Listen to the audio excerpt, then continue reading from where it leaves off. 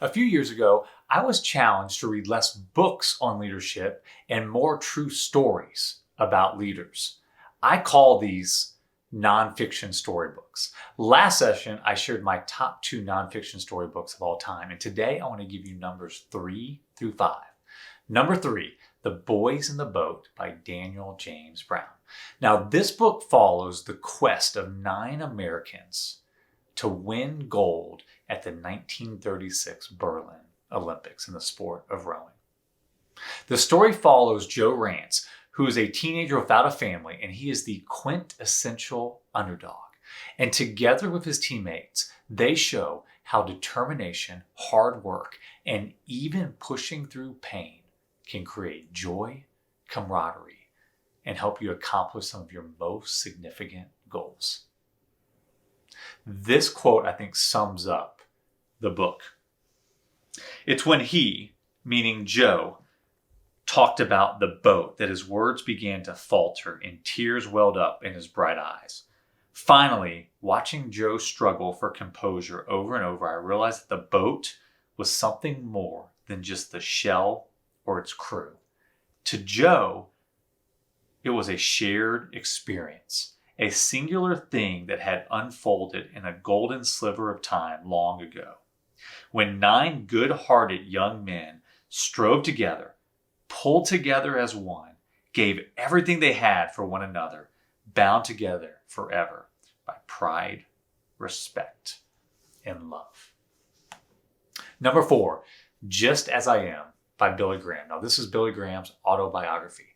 Whether you're religious or not, Billy Graham is one of the most influential men of the 20th century. He's what I like to call a leader's leader. The people that he influenced, it's like a who's list of great leaders of the 20th century. He met every president from Truman to Obama, and he was a spiritual advisor and friend to many of those presidents. Here are a few quotes that kind of sum up Billy's leadership. Over the years, I had developed a deep conviction that personal relationships sometimes do far more to overcome misunderstandings and tension than formal diplomatic efforts do. True greatness is not measured by the headlines a person commands or the wealth he or she accumulates. The inner character of a person, the undergirding moral and spiritual values and commitments, is the true measure of lasting greatness. And then finally, this shows his humility. Although I have much to be grateful for as I look back over my life, I also have many regrets. I have failed many times and would do many things differently. For one thing, I would speak less and study more, and I would spend more time with my family. Not only was Billy Graham a great leader, but he also created a multi-million-dollar organization that has been so transparent that neither him nor his business dealings have ever had a scandal, at least that I have heard of. And that is rare in these days. Now, number 5, my final book, Coming Back Stronger by Drew Brees and Chris Fabry. Now, whether you're a New Orleans Saints fan like I am, because I'm from New Orleans, or a Drew Brees fan, or even you just want to get to know one of the truly great mentors and role models in professional sports, this book gives you an insight not only into an elite quarterback, but more importantly, a great leader, husband, father, and overall great guy. Now, Drew Brees has been counted out most of his life. People said he was too short to be an NFL quarterback. And then after he proved them wrong, unfortunately, he had a shoulder injury that many people thought were career-ending. Most people said he wouldn't come back from that. Not only did he prove them wrong again, he helped lead the New Orleans Saints to their first Super Bowl victory. And also in the process has become one of the top quarterbacks of all time.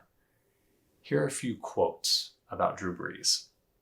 Drew is a man on a mission. For him, there are no wasted days, no wasted hours, no wasted minutes. I'm continually impressed by how willing Drew is to sacrifice his time and energy to help those around him succeed, both on and off the field. Drew Brees says, I've learned that adversity is actually an opportunity. It's a gift Though it may not look like it in the moment, the difficulties life throws at you can be a doorway to something better, something you haven't even dreamed possible. And then finally, Drew says, a good friend of mine once told me that each morning when you wake up, think about winning the day. Now, here's today's game plan. I want you to think about 5 influential people that you want to get to know more about. They can be past or present. And then find a book, autobiography, biography, an article, and read it. As you read it, I want you to start thinking through, what is this person's leadership principles or leadership philosophy? What are their core values that they live by? Start making a list, and then you can start creating your own core values and leadership philosophy. It will benefit your leadership greatly. Let me leave you with our tweetable lesson. It's by Drew Brees. I'm going to read it to make sure I don't get it wrong. In order to accomplish something you've never accomplished before, you have to do something you've never done before. You have to let go of your security blanket and take a chance.